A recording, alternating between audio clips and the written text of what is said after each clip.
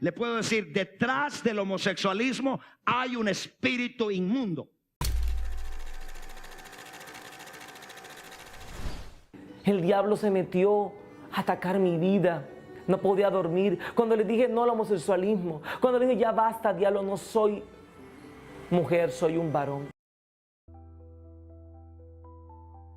Esta historia no empieza con violencia, empieza con amor, con una madre preocupada, con un padre que ora, una iglesia que promete sanación, pero el amor cuando se impone se convierte en otra cosa. Esta es la historia de quienes fueron llevados a cambiar lo que nunca estuvo roto. Sobreviví a la tortura de querer cambiar mi orientación sexual y mi expresión de género. Las prácticas de conversión, o antes llamadas ECOSIEC, los esfuerzos de cambio de orientación, identidad y expresión de género, son prácticas que incluyen desde adoctrinamiento, que usualmente tiene un carácter religioso, pero bajo unos parámetros y condiciones de coerción y en muchos casos de tortura. Mi propósito de mi vida eran dos cosas, pero la primordial y siempre era como agradar a Dios y servirle a Dios. Y en eso se enfocaba mucho mi vida, por eso te digo, de los 7 días, 5 días estaba metido en la iglesia. Sí recuerdo que de niño como que me gustaban chicos, chicas, pero ya cuando fui creciendo como que yo dije, no, a mí me gustan son las chicas. Yo crecí en una familia cristiana, con una iglesia que basa su fe en la idea de la teoterapia, con el argumento de que Dios quiere hacer un tratamiento en la vida de todas las personas y que todas las personas necesitan tratamiento. Pero en especial yo necesitaba un tratamiento diferente por ser gay. Dentro del Ministerio de Jóvenes, como el grupo de jóvenes, pues se hablaban de cosas como de que, ay, miren que un artista salió del closet, eso es pecado, el mundo se va a acabar, porque como así que ahora algo que es tan negativo y que debería estar oculto, ya la gente está saliendo a decir soy homosexual como con orgullo, eso está muy mal. En Colombia, miles de personas han atravesado espacios religiosos donde se propone restaurar lo que se considera desviado. Estos lugares no siempre se nombran terapias de conversión, a veces son grupos de apoyo, otras veces ministerios de liberación, de sanidad o discipulado. Pero detrás de esos nombres se esconde una misma lógica, que la identidad sexual o de género puede y debe ser cambiada. La persona que me lideraba en ese momento comienza a decir, bueno, hay algo que me tienes que contar, acuérdate que tienes que contar todo. Y pues yo ya tenía el tema súper fuerte de mi atracción con las chicas y todo ese tema. Y yo, uy, ¿será esto? Y digamos que en algún momento fue tanta la presión de que yo tenía que contarle todo, que finalmente accedí y le conté. Y desde ahí, horrible. Recuerdo una vez llegar a mi casa y decir, juepucha, soy gay, y yo me ataqué a llorar en mi casa porque eso era contrario a todo lo que yo había aprendido en la iglesia, en mi familia, a mi abuela todos los santos días. Una vez yo salí de la casa, ella oraba por todos los espíritus, los libros de todos los espíritus, y siempre nombraba el de homosexualidad. Hacia mis 19 años me empieza a gustar a una mujer en mi trabajo. Yo hablé con la pastora, le dije que necesitaba un exorcismo. A veces no duele solo el golpe, sino la idea de que te lo merecías, de que algo en ti debía ser corregido, desde ayunos solitarios hasta exorcismos violentos, pasando por confesiones públicas disfrazadas de grupos de apoyo, todos con un mismo fin: clasificar, jerarquizar y borrar. Cuando las personas asocian en la mente, por ejemplo, contenido de carácter de identidad de género diversa o de orientación sexual diversa, y les ponen, por ejemplo, unos estímulos negativos, por ejemplo, a nivel de los genitales, el paso de corriente, el que les quemen, el que les inflijan algún tipo de daño, las personas en su mente van a asociar este tipo de contenidos de identidad de género, de orientación y expresión sexual diversa con condiciones negativas. Con este condicionamiento clásico tratan de hacer de que las personas cambien de algún tipo de condición específica de carácter sexual, y con eso lograr que las personas no lo practiquen, ni siquiera lo piensen. Pero esto es completamente torturante y va en detrimento de la salud mental. Una persona cercana a la iglesia un día descubre que yo estaba saliendo con un muchacho, le cuentan al pastor y el pastor inicia todo el proceso de terapia o de tratamiento conmigo, que incluían varias cosas. Incluían ayunos de 1, 3 o 7 días, y eso implica no comer, y cuando te dé hambre pedirle al Espíritu Santo que te quite lo homosexual, hacer vigilias, y eso significaba no dormir por 1, 2, 3 noches, y cuando te diera sueño pidieras al Espíritu Santo y a Dios que te quitara lo homosexual. Y también pasaba por procesos de oración en el oratorio, que son cuartos oscuros en donde tienen una alfombra, me tiraban al suelo, me llenaban el cuerpo de aceite y empezaban a orar por mí para que saliera todo el pecado de mi cuerpo. Los adjetivos de te sientes desagradable, te sientes asquerosa, te sientes, no sé, o sea, lo peor que uno puede, digamos, decirse a sí mismo, creo que eso ya en contra de todo lo que la psicología le dice a uno en cuanto a amor propio y a crecimiento personal. Me ponían muchas planas de los versículos donde dice que ser homosexual es un pecado, que me decían que a mí la palabra también me tenía que entrar con letra. O sea, era así de arcaico. Me llevaron a hacerme un ejercicio de liberación porque asociaban que también ser homosexual es que hay un espíritu que está dentro de ti. O sea, terminé conociendo mucho más de la parte demoníaca, por decirlo así, que la parte de Dios. Y aparte, ella me dijo que yo tenía que cambiarme el nombre porque mi nombre tenía una raíz lésbica. Y yo, ok, está bien. Y una vez culmine, no te va a prometer que tu homosexualidad se va a curar, pero se va a reducir tanto que va a llegar el punto en que ni lo vas a notar. Hay un grupo pequeño donde a ti te reparten un material que has trabajado en la semana previamente. Ese material tiene como objetivo sanar las heridas que provocan la homosexualidad, ¿sí? Como el falso yo, herida de papá, herida de mamá. O sea, es como buscar psicológicamente el por qué tú eres homosexual, pero por personas que no son psicólogas ni profesionales, porque ninguno de ellos es profesionales en el área, sino que se basan pues en libros de terapias y prácticas de otros países, ¿sí? En este caso creo que mucho viene de Exodus, que es una práctica de conversión de Estados Unidos. Hay como una especie de clase educativa, y ya posterior a eso como la rendición de cuentas, que para ellos es lo más importante, y es que Dios no puede actuar donde hay oscuridad, por eso hay que traer toda la luz, y la manera de traer a la luz es por medio de un grupo pequeño, por medio de confesión o rendición de cuentas, como ellos lo llaman. ¿Cómo lo hacían? Clasifique su semana en un semáforo, si está bien es verde, amarillo, rojo, y ya comience a contar toda su intimidad. Romano 6 se presenta como un lugar que sí sabe manejar el tema de la homosexualidad. Ellos dicen, miren, las iglesias están manejando muy mal este tema porque pretenden hacerle liberaciones a las personas, simplemente pedirles que ayunen y orar, y eso no se quita así. Realmente nosotros sí tenemos una buena práctica, un buen conocimiento sobre este tema, y es que ser homosexual parte de cosas que te pasaron en la niñez y que una vez las sanes, ya vas a dejar de ser homosexual. Te piden que no vuelvas a decir soy lesbiana, soy homosexual. No tienes homosexualidad ni eres homosexual. Tú lo que tienes es atracción hacia el mismo sexo. Y como tienes ese diagnóstico, eres un adicto. Te sugerían unos métodos como ponerte un caucho estos que se estiran como con los que amarras billetes.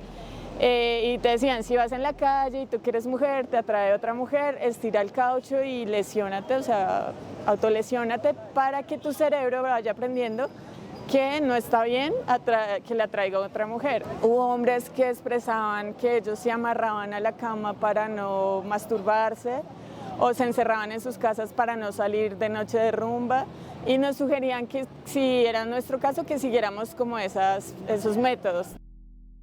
Dicen que la cura existe, solo hay que enamorarse, pero de la persona correcta, o liderar un grupo, aunque sigas fallando en todos los requisitos, o tener sexo, pero solo si es con alguien del género aprobado.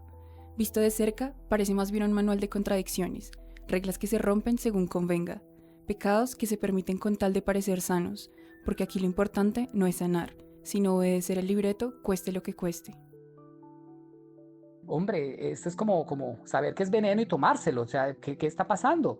Es como una estupidez, ¿no? Saber que por ahí es un camino de muerte y la gente lo sigue tomando, porque están totalmente cauterizados las conciencias de las personas, y esa vida no dignifica a nadie, no hay ningún homosexual feliz. Ellos mismos, por ejemplo, si tú ves esos homosexuales que son militantes o lésbicas militantes, son personas totalmente infelices. Entonces uno dice, ¿cómo yo quiero seguir un camino de estos? No tiene lógica. Yo nunca me sentí que me estaba sintiendo menos homosexual, nunca. Incluso yo llego a esa terapia, a esa práctica de Romanos, y a los 2 años a mí me llaman al liderazgo, y me llaman en el peor momento al liderazgo, porque ¿cómo van a llamar a una persona que todo el tiempo está en rojo a servir? Yo les contaba a ellos y era para que me hubieran retirado del liderazgo, porque yo hice yo hice razones muy de peso para haber dejado de servir y para que incluso me hubieran echado del ministerio. Era para que me dijeran, usted ni siquiera para servir sirve. No, yo a los 15 días estaba manejando mi grupo pequeño y ahí comencé yo a ser un mentiroso más. Oren todos los días, no se masturben, bloqueen sus celulares, etc. Y yo ya no estaba haciendo eso. En una charla en la primera iglesia donde estuve, me dijo pues, la persona que me estaba liderando que estaba bien, que si yo tenía relaciones sexuales con hombres, porque pues eso hacía también parte de mi exploración para poder pues curar lo que yo estaba pasando o el trauma en el que estaba. Todo lo que ellos decían, hay que hacer esto, yo vamos, o sea, todo, porque yo sentía la necesidad de que eso cambiara. Y yo, ok, listo, entonces vamos a darle apertura a mi vida sexual con los hombres, a ver si por ahí es. Evidentemente no fue, pero entonces fue muy raro que eso sí no era pecado, pero ser homosexual sí. A este lugar lo dirigen personas homosexuales y lesbianas y participamos mayormente personas de la comunidad LGBTI. Pues yo empecé a pasar tanto tiempo con estas personas que me empecé a enamorar de una chica dentro del grupo y por un buen tiempo, unos buenos meses, tuvimos que fingir, por mucho tiempo lo ocultamos. Y finalmente, igual cuando lo hablamos, no pasó nada. Simplemente nos dijeron que tomáramos el programa a distancia para evitar encontrarnos en el grupo y que pues no pasaba nada, que siguiéramos el programa, que esas eran cosas que podían pasar. Es un tema que se tiene que considerar bien privado, bien discreto, y no abrir el corazón a nadie, solo a la gente que te está ayudando, porque de lo contrario el enemigo te enreda. Ahí en las universidades está lleno de gente pro gay, lleno de lesbianas lastimándose y destruyéndose. Entonces la idea no es esa. Entonces hay que cuidar mucho límites, ¿no? Límites, aprender a decir no y huir de la tentación, ser sabia. Ejemplo de esto en el cine y en el arte es La Naranja Mecánica, en donde en esta película el protagonista era sometido a un tipo de práctica o de terapia en el cual le ponían medicamentos que inducían náusea y un malestar terrible y le obligaban a ver escenas de contenido violento y sexual. De esta manera su mente asociaba que estos tipos de contenido le iba a producir náuseas, malestar general y todo tipo de estímulos negativos y aversivos a nivel corporal. Desafortunadamente, las secuelas dentro de la salud mental que incluyen las prácticas de conversión son muchas y entre ellas la conducta suicida. Existe hasta un 50% de las personas que son sometidas a prácticas de conversión que han tenido algún tipo de conducta suicida a lo largo de la vida. Estamos hablando de la mitad de las personas. He compartido con personas llenas de culpa, llenas de rechazo, víctimas de odio, de marginaciones. Primero de la familia, que es eco de una intolerancia religiosa, social, moral. He visto a personas, algunas en depresión y otras incluso al borde del suicidio. Unos meses después, a mi casa llega un diagnóstico de cáncer terminal de mi papá y la iglesia dice que mi homosexualidad es la razón del cáncer de mi papá, que es por culpa de mi homosexualidad que mi papá tenía cáncer. Mi papá tenía que someterse a una cirugía muy delicada y que si yo no le prometía a Dios que iba a cambiar mi orientación sexual, mi papá no iba a salir vivo de esa cirugía. Era como sentirme inmerecido, como que no lo estaba logrando, y ahí comencé a tener pensamientos muy fuertes y era siempre imaginarme cómo iba a ser mi funeral. Después de cierto tiempo mi oración era: Dios, yo no puedo con esto, de verdad, dame un cáncer. Y yo pedía un cáncer porque yo quería tener el tiempo suficiente de que Dios no me cogiera en pecado, sino yo saber cuánto tiempo me queda de vida para portarme bien. O sea, qué ridículo. El día que fue cuando abandoné todo este tema, fue un día que yo estaba precisamente en esas reuniones de Romanos 6, y ese día una de nuestras líderes nos dice: no, chicas, yo les quiero compartir algo que escribí hace un par de años, y es para que se identifiquen que yo no puedo creer en este momento de vida donde estoy, donde yo leo esto y no puedo creer que ella esté al otro lado. Y entonces ella comienza a leer y yo la escuchaba y yo, Dios mío, todo lo que ella dice es todo lo que yo siento y lo que he sentido durante años. Y yo decía, esto no se va a curar nunca. Salgo, llamo a mi pastor, que era mi terapeuta, yo le explico cómo me siento. Entonces decidí contactar a mi hermana me llama, yo que necesito irme.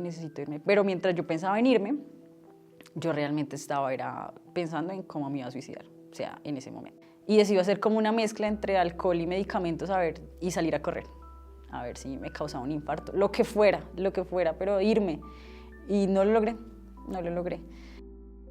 Un día, discutiendo sobre estos temas de las prácticas de conversión con mi mamá, yo tengo un ataque de pánico. Yo caigo al suelo teniendo como un ataque epiléptico, empecé a tener mucha taquicardia, no podía respirar, temblaba. Y en la noche mi mamá me dice, como yo siento que esto ya te está haciendo mucho daño, esto nos está afectando mucho, está afectando incluso nuestra relación. Y la verdad es que yo decidí que te voy a apoyar. Si tú decides aceptarte como una mujer lesbiana, yo te voy a apoyar. Lo vistieron de ministerio, de restauración, de promesas de libertad, pero lo que quedó fueron huellas profundas, ataques de pánico, ansiedad, noches en vela, intentos de borrarse del mundo. No dejaron creyentes más fuertes, sino personas rotas que cargan con la fe quebrada y un miedo que aún respira en silencio. 1 de cada 5 personas LGBT en Colombia han padecido estas prácticas de conversión, en donde intentan modificarle su orientación sexual o su identidad de género. Junto con los sobrevivientes de esas prácticas de conversión, hemos presentado este proyecto de ley para prevenirlas y también para sancionarlas. La ley no tiene nada que ver con limitar la libertad de culto. Todos los derechos en Colombia tienen límites y ese límite siempre es no generarle daño a la otra persona. El hecho de poder proveer información basada en la evidencia médica y en métodos científicos es algo a lo que todas las personas deben tener derecho. Y la educación sexual debe ser lo suficientemente amplia para entender que la diversidad sexual no es una anormalidad, que está presente en la naturaleza y que es menester de toda la sociedad poder abrirnos hacia esas opciones diferentes que no constituyen ningún tipo de anormalidad ni de trastorno mental. La educación sexual es clave para que podamos tener un mundo más inclusivo para todas las personas. La voz de los activistas siempre va a ser importante porque visibiliza, aunque no hayan sido sobrevivientes, no se necesita haber pasado por este proceso para alzar la voz y decir que esto no puede seguir pasando en Colombia. Incluso varios de los argumentos de muchos congresistas que se oponen a este proyecto de ley diciendo, pues es que si ustedes dicen que es tortura, la tortura ya está prohibida en Colombia por la Constitución y está en el Código Penal. Sí, pero ¿qué pasa si yo, teniendo 17 años, voy y le digo a un fiscal de la República, es que me hicieron un proceso de terapia de conversión en mi iglesia? Seguramente no adelantará un proceso penal para castigar a las personas que hicieron esto, ni para sancionar a las personas que hicieron esto, ni tampoco se va a generar un proceso de detener estas mal llamadas terapias de conversión, estas torturas. Acá hay libertad de cultos, pero hasta dónde tiene que llegar las libertades de cultos, hasta dónde estamos protegidos nosotros para que ese tipo de creencias no dañen nuestra identidad de género, nuestra orientación sexual. y que podamos ser libres en elegir sin sentirnos culpables, sin sentirnos malos, sin sentirnos demoníacos, malas personas, porque en algún momento yo lo sentía así, incluso yo sentía que mi homosexualidad era parte porque decía groserías o porque trataba mal a mi mamá. Pues se puede decir muchas cosas en nombre de Dios. En nombre de Dios se ha matado, en nombre de Dios se ha fomentado el racismo, en nombre de Dios se ha cometido genocidios, se ha erradicado a razas enteras. Entonces, en nombre de Dios se ha hecho mucha maldad. Es nuestra intolerancia institucional, desde la política, desde la moral o desde la religión, el que hace que marginemos, que rechacemos, que etiquetemos y los hagamos sentir culpables a las personas innecesariamente. Eso no es de Dios. La verdad no, porque Dios es amor. Nos creó por amor, provee para nosotros por amor y nos redime por amor. Y aunque muchas de estas prácticas no son legales, tampoco son ilegales. Operan en la ambigüedad. Se aprovechan del vacío normativo, del blindaje religioso y de la complicidad del silencio. Porque mientras no se nombren, no existen. Y si no existen, no hay nadie a quien proteger. El psicólogo me manda al psiquiatra y estoy en ese proceso con los dos. Han nacido muchos miedos que no tenía. Miedo a las multitudes, por ejemplo. A veces cuando viajo en avión también me da cosita también. Uf, sí. Y ahora sí lo veo y digo, puta, ¿cómo me sometía a tanto dolor? ¿Cómo me sometía? O sea, ¿cómo no tomé decisiones antes? Yo desarrollé una enfermedad que se llama fibromialgia, en la que tú somatizas como las emociones que estás sintiendo. Y la fibromialgia se desarrolla cuando vives eventos muy traumáticos. Actualmente sigo medicada porque fueron rezagos fuertísimos. Tengo una vida funcional en todos mis aspectos, laboral, personal, académico, o sea, rindo como cualquier otra persona, pero sí la intervención, digamos, desde la psiquiatría, desde la medicación fue esencial porque yo estaba completamente desregulada. Muchas de estas personas también ingresan a la terapia cuando ya están muy lesionadas y cuando ya las secuelas son muy grandes. Entonces, desafortunadamente, en algunos casos, las secuelas a nivel de salud mental son irreversibles. Se trata de hacer un acompañamiento, se trata de hacer un apoyo, se trata de ayudarle a la persona a reconfigurar su esencia, su identidad y su orientación desde un punto de vista no negativo y promoviendo la autoexploración en la persona que usualmente la práctica de conversión irrumpió y la práctica de conversión reprimió y consideró como algo malo. Es difícil en algunos casos porque las personas, a pesar del daño que han recibido, mantienen esta idea de que son malos, de que por amar diferente o por verse diferente o por identificarse diferente son personas malas o inadecuadas para la sociedad. Heteros u homos tienen absoluto derecho de acercarse a Dios con libertad, como un sediento busca las aguas. Hay que dar al sediento. La Biblia dice, en palabra de Jesús, ¿no? Tuve sed y no me dieron de beber, tuve hambre, no me dieron de comer. Y entonces ellos preguntan y dicen, ¿cuándo te vimos, Señor, sediento, hambriento, desnudo, enfermo, en la cárcel, etcétera? Y no hicimos nada por ti. Y Jesús dice, por cuanto no lo hicieron con uno de mis pequeñitos, conmigo no lo hicieron. Aceptar la diversidad no es una concesión, es una obligación ética en una sociedad democrática. Proteger la niñez y la adolescencia incluye evitar que sean sometidos a intervenciones que les enseñan a odiarse. La libertad religiosa no puede estar por encima del derecho a la dignidad. Le diría que una vez te aceptes quién eres y aceptes que Dios te creó así, que no se equivocó, te vas a dar cuenta que el amor de Dios no va a cambiar y que no hay que tenerle miedo a esa amenaza, a esa condena y a esos discursos que la están tratando de presionar a cambiar. Que lo siento. Es que Santiago, el Santiago chiquito, sufrió mucho. Santiago sufrió demasiado, mucho, o sea, desde mis 13 años que me dije como soy homosexual, fue someterme a sufrimiento personal y después permitir que otros también me hicieran sufrir.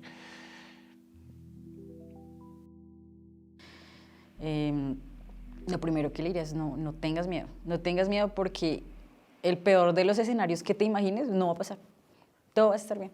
hay momentos donde uno tiene que ser muy valiente y muy sincero con uno mismo. Y si bien no estaba lista para decirlo a los 18, ok, lo ibas a hacer después. ¿Qué madre, después que su bebé, su hijo o su hija hayan cometido un error, encendería un horno y vivo metería a su hijo dentro del horno? ¿Habría alguna madre que lo hiciera? Ni siquiera las mamás de los peores criminales del planeta consideran que su hijo sea malo. Toda mamá termina diciendo, mi hijo es bueno, porque ama. Ahora, si una madre con entrañas ama así a su hijo, ¿acaso Dios no va a amar a los homosexuales? ¿Tiene Dios el afán morboso, enfermizo de mandarlos a un horno? No. Estamos trabajando desde el amor, porque en últimas también estas prácticas de conversión destruyen familias, quiebran las familias, y lo que queremos es que los círculos familiares acepten a las personas como son, sin necesidad de violentarlas, de echarlas de la casa, de llevarlas a prácticas de conversión, y simplemente que en las familias que son diversas, pues aceptemos que así como en nuestro país hay tanta diversidad, pues la diversidad se debe celebrar y no reprimir. Querido padre, no se preocupe, no es Dios el que condena a su hijo o a su hija, no es Dios, es usted, o es la religión en la que usted ha crecido, o es la cultura de intolerancia en la que usted se ha formado, pero no es Dios. Le hago la pregunta a una persona, ¿a ti te tuvieron que hacer algún tratamiento para ser heterosexual? No, ¿cierto? Tú eres como naciste. Ok, ¿por qué me lo quieres hacer a mí? Este documental no busca confrontar la fe, busca proteger la vida. Lo que está en discusión no es la espiritualidad, sino los métodos. No es la creencia, sino el castigo. Porque ninguna persona debería pasar años intentando dejar de ser quien es para luego descubrir que nunca fue un error. Lo que está mal no son ellos, es lo que les hicieron.